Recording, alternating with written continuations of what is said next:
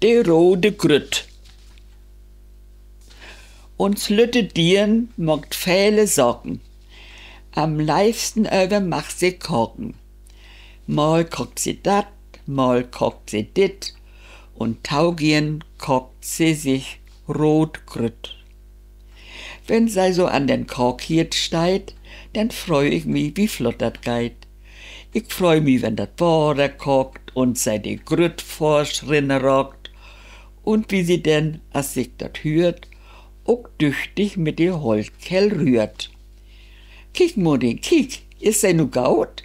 Sehr gaut, min Dirn, ich mag er Maut. As sei nu an den Tisch rangeit, wo die utgespollte Schüttel steit, da fällt er doch, nee, wat Malür, die ganze Grütpott ob die Erd. Und Tisch und Staul und Keulschap sit, die ganze Kök voll rode Grüt. Schon feul ich, wie die Tränen kommen. Ich lach, dann lachen wir zusammen. Mein Dirn, du schaffst, wat ich nicht schaff, nu leg du man dort Keulschap auf.